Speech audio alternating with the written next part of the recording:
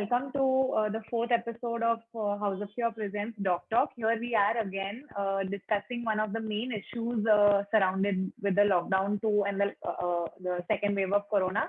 That is the resurfacing of work from home and the different postures that everybody chooses to work from home. So here we have Dr. Rupa Mehta. She's the co-founder, head of physiotherapy department, Health Space Clinic. She's one of the leading physiotherapists in South Mumbai with over 42 years of experience in musculoskeletal physiotherapy.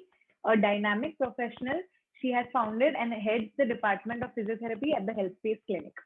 She's a graduate from GS Medical College and KEM Hospital. Dr. Rupa has then done intensive training in orthopedic manual therapy on spine from the Curtin University in Perth, Australia.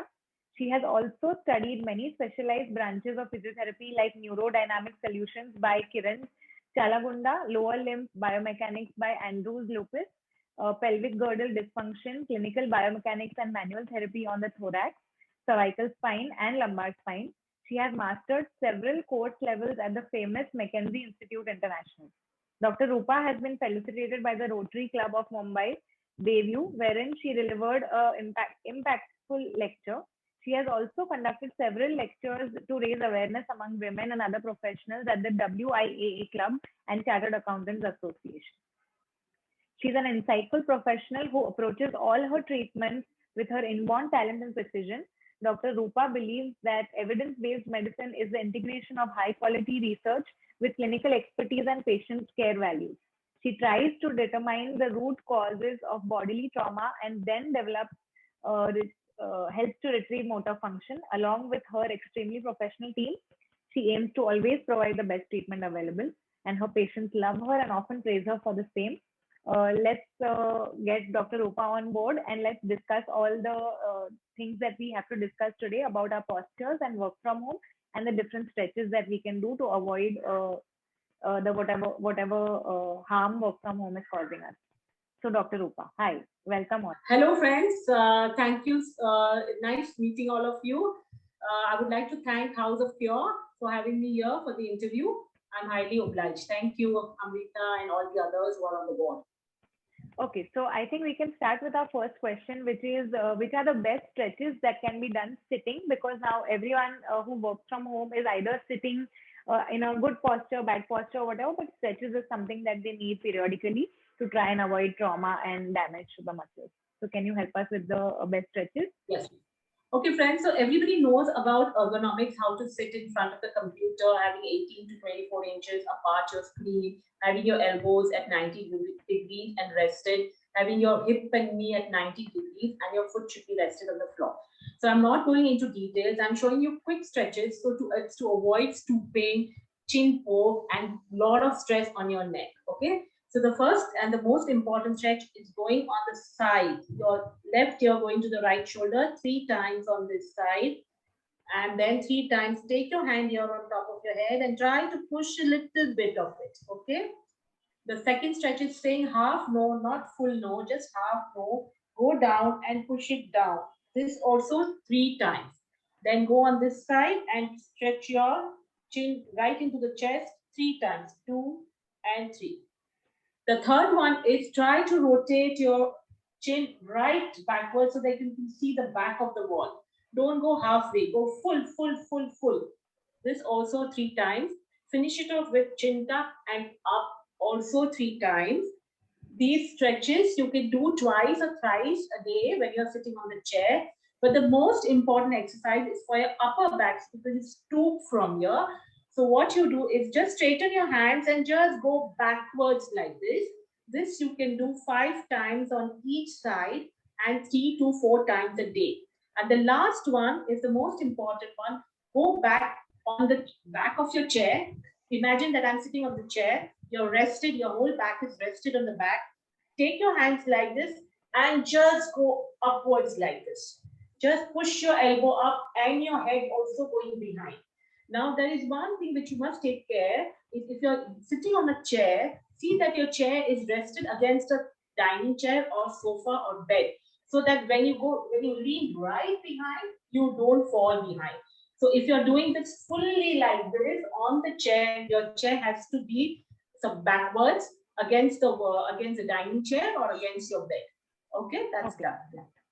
Right. But so tell me the importance of these stretches. Why are these stretches so important, and how often during the day do they have to do these stretches?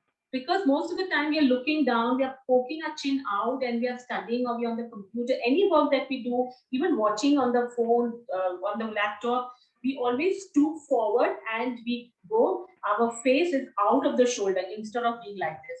To counteract that, I have given you just the opposite exercises, and not to injure your muscles behind and not to tighten your muscles on the neck.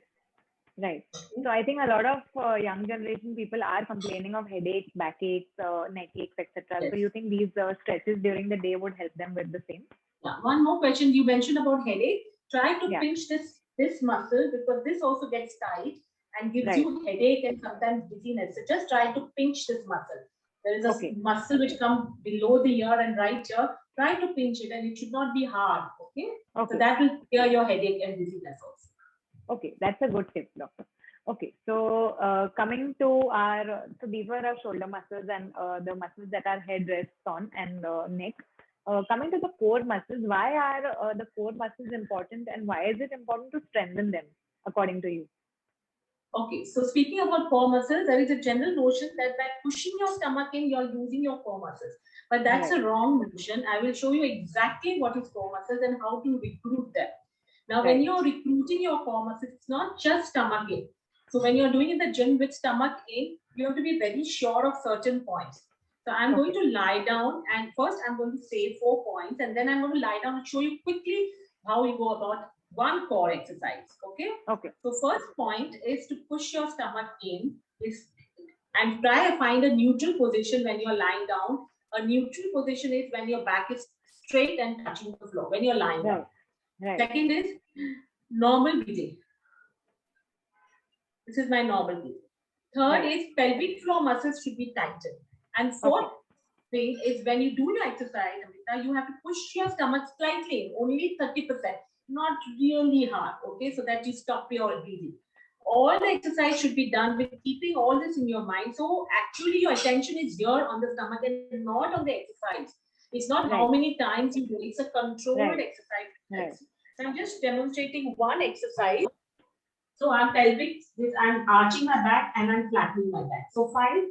This is exaggerated movement. Now try to find a neutral position, that is keeping your spine straight and pressing the floor. So a little tilt. Okay, so this is my neutral position. Then second is my breathing. With stomach in and neutral position. Third is tightening my stomach in, pulling my stomach in 30% only, not too much, or squeezing your pelvic muscle floor. It's like squeezing your muscles. When you want to stop your urination, what you do the same thing. That's your pelvic floor muscle. Then you start your exercise by maintaining this curve, this flattened spine, not the curve. So my spine is completely flattened, and I bring my one leg. Now, when you bring your second leg, be very, very clear that you are flattening your spine. That's the time it will arch. And then you just move. You can do any movements, but with stomach in, normal breathing, and flat back. So attention is here. You can do this, you can do this, you can do this. But see, it's controlled. My attention is on the stomach. My back is straight, flat. These are the core muscle exercises. And how does it help? Everybody knows how does it help the core muscle. It strengthens, it gives you a lot of stability. It gives you flexibility also, and it helps you to transfer load from one joint to the other. It's very important for stabilizing your body, because if you do not work on the stabilizers, the other group of muscles starts working, and those muscles start becoming tight. So if you work on the core muscles, you will not get tight muscles in the bargain. So that's a very good advantage on us. And in old age also, the tendency to fall is also considerably reduced. So your injuries are also lessened. And it's very helpful for athletes also, for young children, for any person, any adults. So while everyone's working from home and sitting most of the times, do you think there is anything they should do while they are stretching their neck and back? Do you think there's anything they can do to just strengthen their core while they are sitting? Yes, it's so while you're sitting, once they learn to recruit the muscle, while sitting also they can just push their stomach in, tighten their pelvic floor muscles and learn to breathe normally and maintain that position for a long time. Okay. So you can start with only 5 count, and the moment you feel that you're stopping your breath, just leave it. And then maybe after 2-3 days of practice, you'll be able to hold for a much longer time, say 20 counts, 50 counts, then it will become normal. Right. So coming to the next question, this was about the core muscles. Can you show us one exercise which can prevent cervical spondylitis? It is the second most common thing that is occurring to the youngsters nowadays because of a lot of computer time, screen time. So can you show us something that can avoid it? So the main reason is because, as I explained earlier, you're poking your chin out a lot. It's out of the shoulder. So the disc between your vertebrae tends to slip out, and you start getting radiating pain, or maybe just the pain a little bit. So the easiest and the most safest exercise that I can give you without diagnosing your problem is chin tuck and looking up. Chin tuck and looking up. So it's not going down or up. It's just going horizontally behind and going up 5 times, 3 times a day. In fact, this exercise everybody should do because we're all looking down all the time. So it's a fantastic exercise to prevent your cervical spondylosis. Okay, we'll keep that in mind. That's a good tip as well. Okay, coming to sciatica, that is also one of the growing problems amongst the age group of 30 to 40. Is there anything to prevent that? Any one stretch to prevent sciatica? So sciatica, if I explain, between the two vertebrae, there is a disc, and the disc is made up of gel in between and a ring, outside ring, which is fibrous. So when you bend forward, the normal function of the disc is to go behind. It's like a mercury. You could say that, like it's gel. And when you go backwards, it moves forward. So that's a normal function of the spine, of the disc. But the more you sit, constantly you slouch all the time. There's a lot of pressure on the disc, and the gel pushes out, and one fine day, it breaks the ring outside and the gel moves out. Now, there is a nerve next to it. So because the gel has moved out, that gel presses the nerve and you get a radiating pain, which you call it as sciatica. So to avoid this slow degeneration, you must do extension. But one line of caution, above 60, sometimes there are some other changes also in the spine along with the disc. It may not be pure disc. So you need to do just the opposite exercise. So in that case, you must consult a physio and then. But young people below 50 can 100% do this extension every time. The best exercise that I can give you below 6 years of 60 is just stand with your legs apart, put your hands here and just go behind. 10 times. About 60, please don't do. And this also after consulting your physio. But this really takes away the load on the disc. Okay? Okay. That's good to know, doctor. Okay. Coming to how can you prevent injuries with a physiotherapist's guidance? And what is the physiotherapist's role in general day-to-day injuries and muscle pulls? See, I would just start with saying that when you go to a cardiac doctor, you get your heart checked, normal routine test. He does your ECG, he does your stress test, and he does a lot of blood tests and declares your heart absolutely normal. Okay, so you go very happy that your heart is absolutely normal, right? Similarly, if you walk into a physiotherapist clinic, we see your whole body, your alignment, and we find out potentially where you are at danger. Suppose you're stooping, then we know that your shoulder is at danger, right? So we first try to see your posture, then we do some clinical signs, like we see your leg up, is there any nerve pinch, is there any tightness or anything. Then we find out the strength of each and every muscle and see if there is any weakness in the muscle. Then we talk about a program. So suppose if you are a patient with a stooped shoulder, you will definitely have weakness in the behind muscle, the lower trapezius, serratus. So we will give you exercise for that to straighten your back first. So that later, any time in your life, suppose you play badminton or you lift a child and rock him for 10 times. If you have a stooped shoulder, you will definitely injure your rotator cuff. Right. Of one kind, you decide and play badminton, you are going to injure your rotator cuff. But if you have a straight back, you cannot injure. The chances are much less. Similarly, now coming to athletes, you know very well they go through intensive training under a physiotherapist. What is that for? That is to prevent injury. The footballers, when they are on the floor, they are prone to falling. So they are A lot of exercise, of course, a lot of other exercise, but the main attention is on the stability, on the gluteus muscle, on the buttocks. So that keeps you stable. Similarly, a tennis player or a badminton, we work a lot on the behind muscle, the scapular muscle, so that this is strong and you can have a good shot and no injury to you. Right. So I would advise you to go just for a regular checkup to a physio to see what actually you need, what to concentrate on. Even if you're doing yoga, if you're doing something, you should know what you should target for. That is very important. To learn that, you must go and visit a physio. Physiotherapist. Okay. Yes. That's very good to hear. Also, general people who are not aware of what a physiotherapist's role is, now they know.